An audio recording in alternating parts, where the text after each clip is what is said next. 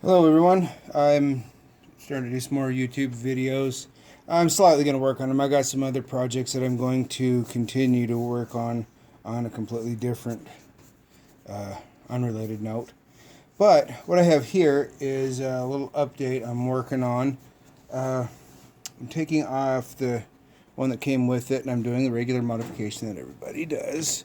And I'm going to put on Quickchange tool post. I think this is an AXA one, if I remember it. I can't remember. It's supposed to be up to 12 inch, and they had the smaller one. I think they used. I think that was the OXA. So I'm pretty sure this is the AXA. If you get the BXA, I think it goes up to like a 14 inch. This is a 10-inch lathe, GO 602.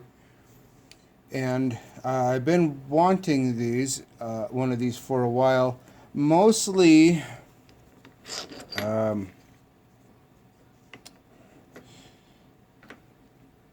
this feature, the center up and down adjustability. I'm tired of shimming and everything. I didn't really care about the tool or the turret, but trying to put some of the different tools in there. Remember what shim I put in there? I'm sick of it. So I've been wanting one of these. The only problem, oh crap, forgot I got this in here. Hold on.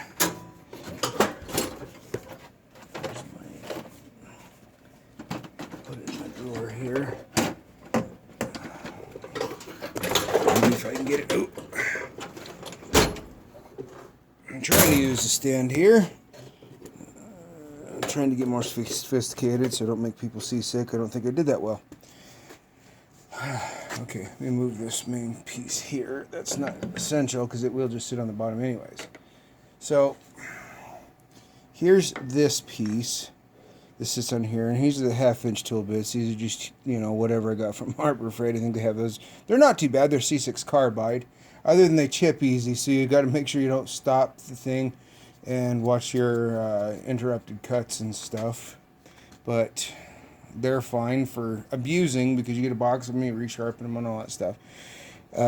Okay, so anyways, the adjustability is great and all, but if you look here for one of these main tool holders that would obviously put one of these in it, I had to sort of shim this up, and I'm not sure if I remember if I had it just right or whatnot. It's probably okay. Now I'm good with the camera. I'm sorry. I had to make sure that he was catching everything, but I just had to make sure that. This is for like up to a 12 inch. The other ones, I think somebody said that they kind of wish they maybe gone to the other one because I think they had about this size of lathe. But this is up to 12 inch, so 10 to 12, I suppose. I don't know. So I think somebody had a 9-inch lathe and they bought one of this in the comments. But this AXA goes up to 12 inch, and so I'm not that far off. I think I could probably gonna have to shave about a 16th or an 8th off of this. I just had it. I'm not gonna get it. I have to get in that drawer again, I think. But the boring bar holder was fine. It was actually lower. I'd have to actually raise it with the adjuster here. But anyways, so that's what I'm working on. I'm going to show some footage. I'm going to cut this down because I have to make the T-slot nut or whatever you call it out of this. And so that's what I'm doing because the next project, well, I didn't show the other footage, but I already made some T-nuts. They're just the 1/2 inch things because I've got like 4 of them that are in the rotary table plate and this other for like the drill press, and so I just, it's a good project to learn to do some of those on your own. So I'm going to do this so I can get this worked out here because I'm going to have to do some lathe work, and before I do all that I want to get this installed in there because some of the early videos, and I can't always remember what I was going to do, but I'm not in a huge rush even still, but I still have, let me get him out here. So, yeah, I'm sorry, I'm going to get to the machining stuff here and probably cut it down. I'm not going to do a whole lot of videoing probably on that. Well, I might speed it up. I don't know what I'm going to do with this video, so just bear with me. I'm just doing You know, I'm just pilling around because of my other interests that I'm going to do. I'm going to do a different YouTube channel probably for that has nothing related to doing this for different probably monetizing reasons and stuff. Some different big project I'm working on. But I have this gear blank. Okay, this is the small. I'm going to make a combo gear. Okay, because the inside plastic one of my mill, my GO704 mill, this would be the low side because I think the other one's the bigger. So this is the it's the low side. I can remember if it's the bigger gear or the lower gear on this combo gear. I'm going to take it out of the bag, but you can see, you know, I'm going to make a combo gear. So I'm going to bore the center of these out, and then I'm going to put a piece of metal stock in it. So I got some lathe work to do because I got to make a plate to be able to seat this in, press it in there so that I can put this in here to have something to grab onto because I don't have like any sort of collet or anything, so it won't damage the teeth. And I'm going to just make a round, tight fit. I could press it in. I don't know if I'll put some super glue on, if I can machine it good enough where it'll be on there. But that's been a project I've been probably waiting for. I just had too much other things to do. It's probably been over a year that I've been trying to come back and get this done. I'm getting ready to probably go in the house and do some insulating work, so we'll see how that goes. But I wanted to get this combo gear done. What's inside the mill is a piece like this, and it has a fork between it like this, and it slides it up and down, and that's when you turn the knob on the side, it goes into high and low. And I was just going to take a bar stock, so it's just something I have here, bore out the center of that, and then I have to cut a keyway in it, and that was what I was going to do, is to make a metal replacement instead of the plastic crap that they have in there. I'm not going to keep replacing it. I've already put a couple metal gears if you see some of my other videos. But eventually that's what I'm going to get to working on. I'll slowly get there. You know, like I said, I've got some other computer learning stuff that I'm working on, some my other project and stuff. So I got some other busy things, and I can only do so much in a day for me. But that's what I want to get to. So I want to do all these other things first. I didn't record the T-nut for the T-slots in the mill bed. But I'm going to, where's that here? I'm getting ready to place this in the mill. I was getting that set up. So I'm going to pause the video here to do a reset. So I'll come back in a second, and I'll pause it so I don't have to do any video editing, and then I'll have the camera set up over there and this about set up to go. Maybe do a quick explanation before I go. Okay, so what I have here is my piece mounted in here. And actually, now I know some people say they're questionable about, but I bought this one on purpose. I know everybody's got this Kurt Weiss's and everything. Well, I think that was out of my price range. And I did like for that I could put whatever size of thing in here. You know, so, oh, they're questionable. They might, well, crank them down tighter. I never had any issues with this moving. So I've already got this back piece trimmed. I got this sitting on parallels. And I already got this snugged up a bit. What I always do to get it, well, I've already kind of pushed it up, but I always kind of push off a little bit after it's sort of snug, because I've already trimmed this back piece in. I've seen other people, I think that's what they said they do too, and it just made a logical sense for me. So that way you'll get an even clamping. Pardon my arm.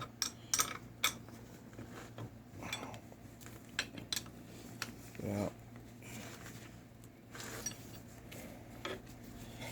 That's why I like, because I crank these down pretty tight.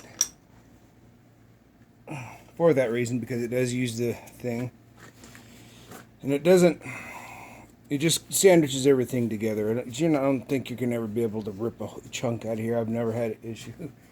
I'd probably be pretty mad and cussing if that did happen. So, anyways, I've already done some figuring out my figures and everything. Give her a tap to make sure she's seated, and then I'm going to crank this down some tighter.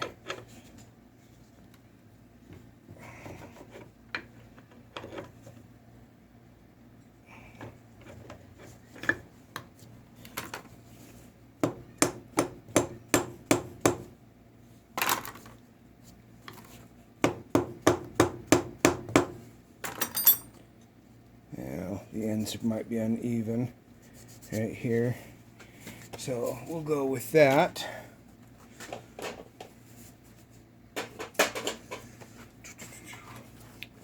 Okay, I just wanted to mention about the vise. I got this set up in here.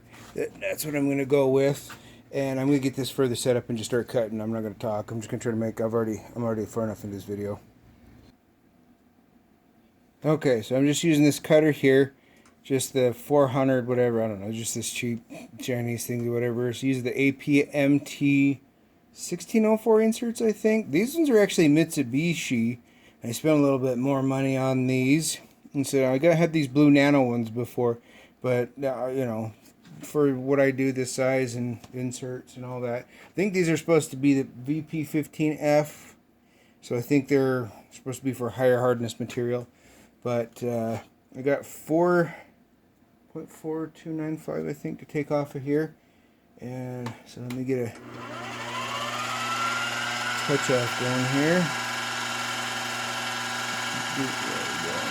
I try to do it easy. I always have an issue doing the first easy touch off here.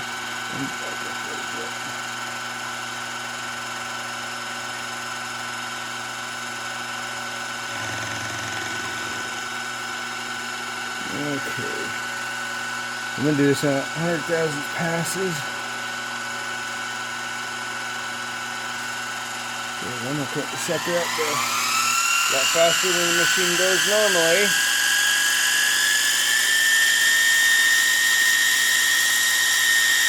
Okay, lock that in. And I'm going to put my little guard here. So you can still see some of that. Hopefully it's not going to... So I'm at 3,200 RPM. The machine stock only goes 2,200, but my other videos you see that I did a adjustment for that.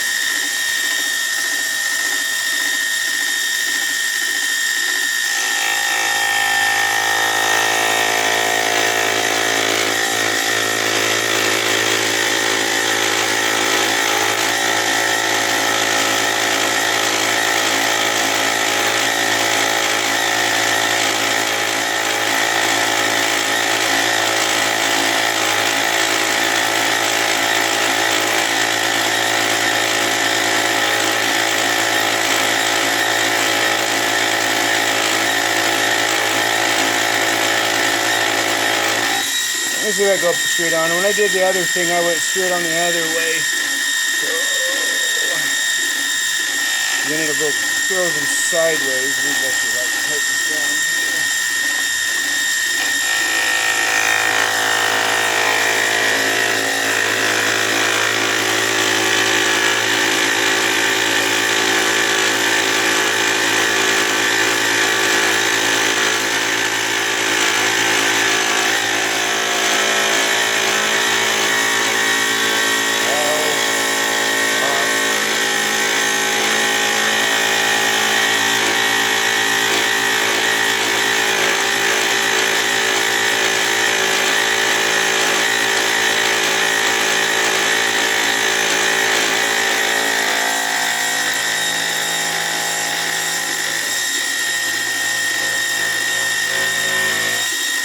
I need a more stable base. It's actually sitting on the pallet. I had this come in. But for what I have now, it's working just fine. That wasn't too bad. I'm just going to do 50 thousandths in this cut.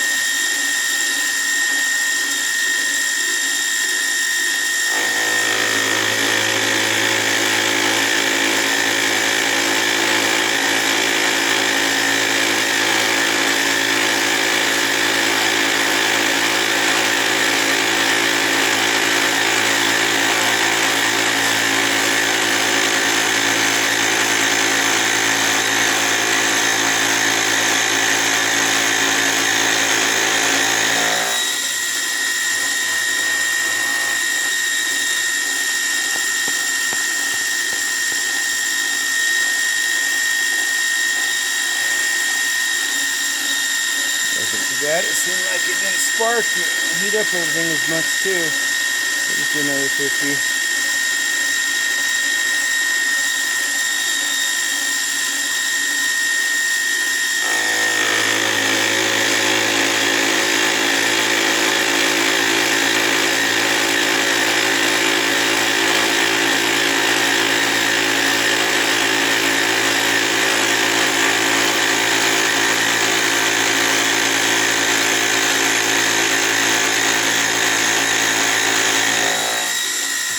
are fun. I feel like I'm winding up a jack in the box.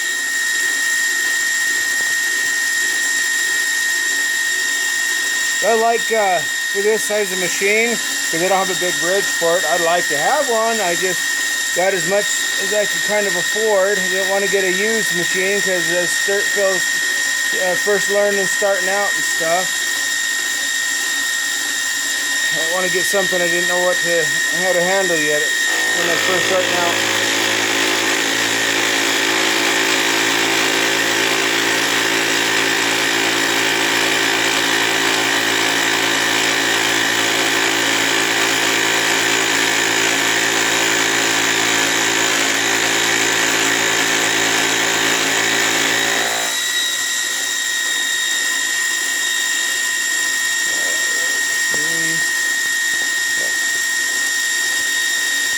Over 200 thousandths to go. I'm at 253.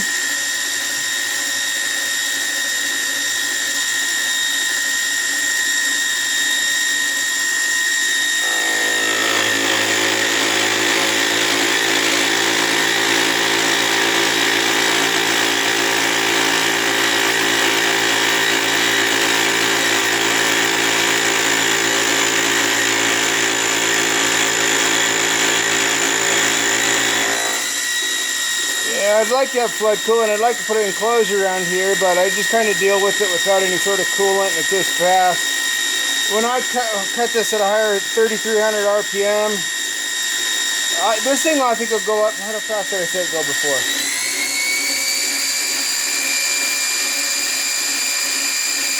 4,200. 42, 31.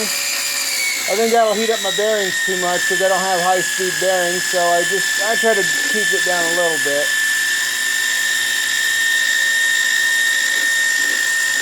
32 there, back at 32. Let's see, okay, adjust it down. Oh yeah, I forgot I was going to say that was one of the other things that I didn't mention earlier is my other project. I have a boring head that I got when I was able to get an allowance to get a few more tools. I'm going to try to fix my air compressor. It has this little oil slinger in the bottom. It broke off. Maybe I get a chance to pause the video so I can go get it. I don't want to waste time on it. But it has a little oil slinger. It's molded in part of the aluminum. The only thing I can think of is that water got in the bottom and froze in the wintertime, and it broke the thing off. And so it was starting to make this clunking sound, and it started wearing because it wasn't lubricating right. So I was going to take the boring head and regrind the center hole a little bit so it'll work better. So I can put it back together and fix it.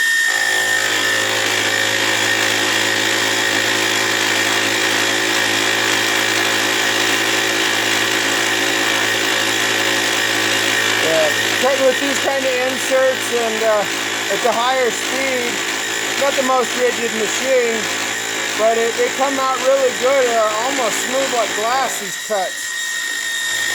You can see a little bit of marks in them, but you can't, when you try to feel it,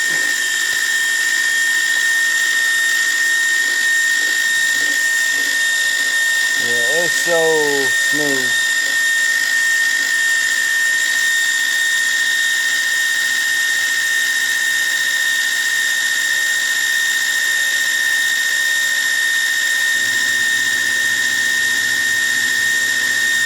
So I'm at 400,000 there. As soon as I do this cut, I'm going to do this. I'm going to do all one side in one thing. I measured everything, so I should be able to do my cuts, and I can do everything without having to re-square it up in the vise and do all that other stuff. And I don't want to flip it around. I always like to do all my operations on one side while it's still chucked up and everything. So let me get down to I'm at 400. I got to do another 200 30 thousandths after that. So I'm almost there. Because it's 0.4295 that I got to go on each side.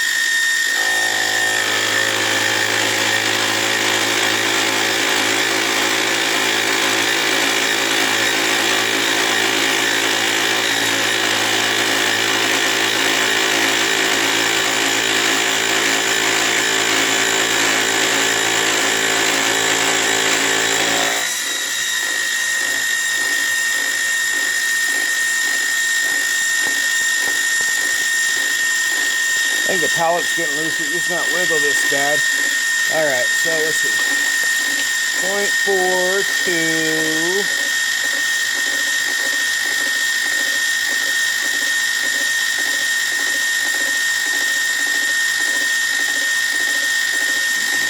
Nine.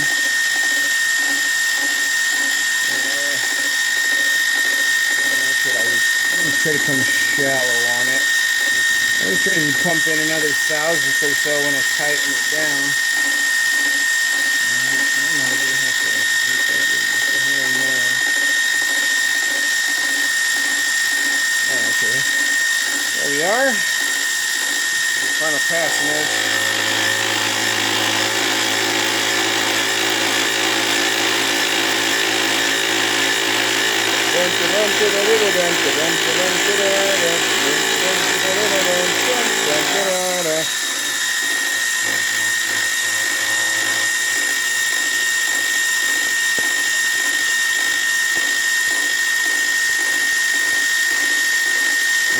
Okay,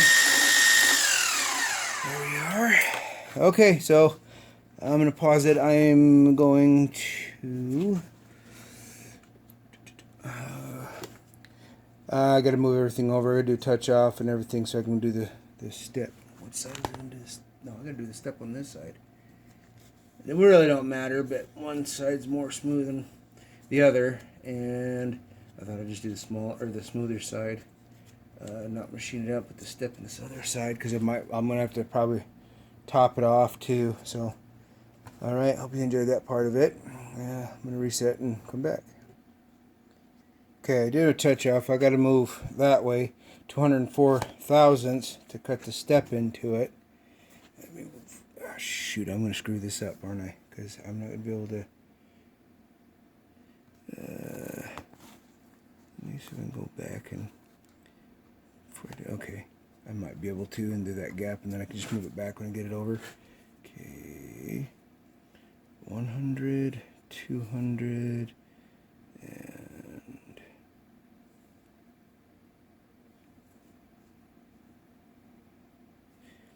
yeah, I don't know. I thought I've been having some discrepancies. And make sure it's going to be on there when I tighten it down. With I've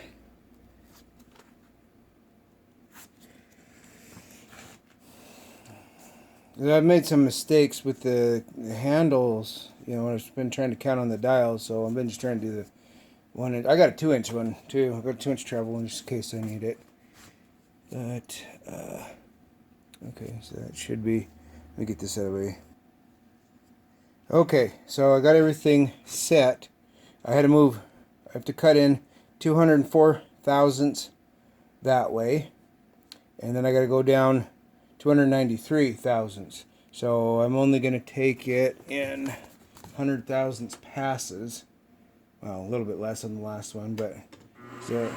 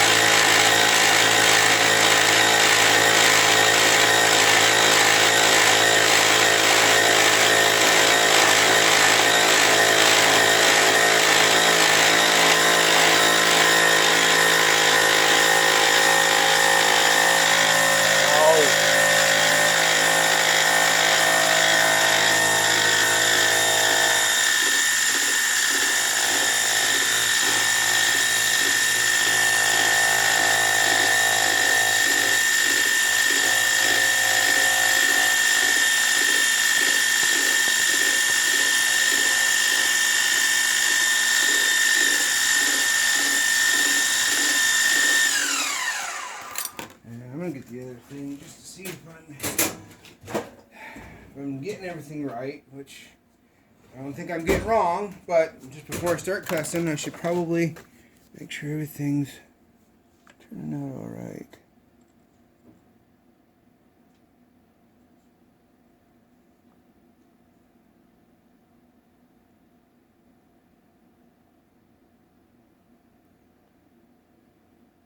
Yeah. I know I had to take some off of here, but I don't think I took enough. Looks like it's going to go thinner.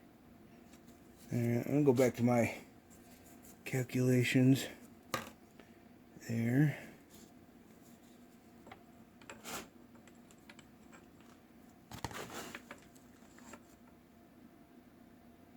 Yeah, that's looking good there. I just didn't go far enough over that way. This should be. Let me check the calipers. I think it should be 221 thick.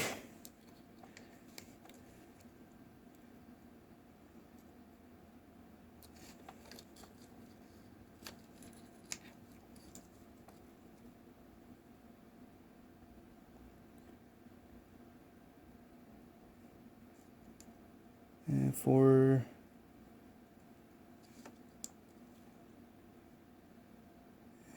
497. I think I got 495. I did it with calipers earlier. Yeah, okay. Well, maybe when I wrote it out, I'm using my phone here, so that's my calculator. So maybe when my wrote out math is wrong. I'm gonna go back and check. Okay, I figured out what was wrong. This thing is not 0.425. Other piece there, the goal thickness is 425. This is 497. So I mixed my numbers. I'm just gonna finish this. I'm a little too tired and achy. I think as soon as I do this part for this section of the video, I think I'm gonna go in. I don't want to screw anything up and have to start cussing at something. That's never any fun. I've already, when I did make the T-nuts, I screwed them up and I did really good on the second pass. When you do it right, then it turns out really good, doesn't it? So I gotta do 60. I was worried about that maybe this thing was not reading right or something, but I'm like, it can't be that far off.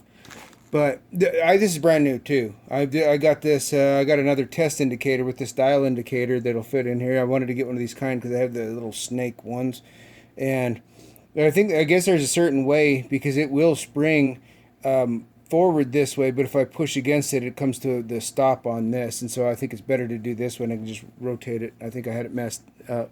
I might have had some discrepancy in it, but I switched it around, so we shouldn't have any issues. Okay.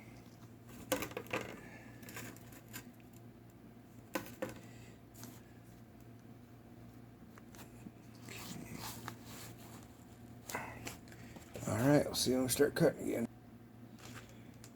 Okay, and I already did the cleanup cut for the last 66 thousandths. I had to, and that looks right on there. I don't know if you can see that. It might be hard to see, but this bottom step on the right side is what I'm trying to get. I know I got to take some off the top, but I'm right where I need to be, so let me move this down another 100 thousandths.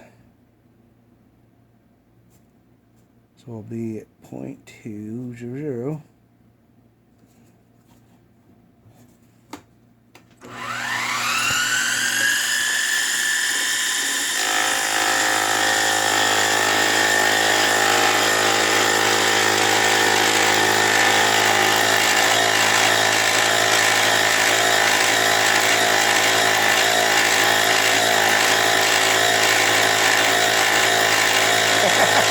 Trying to focus on everything.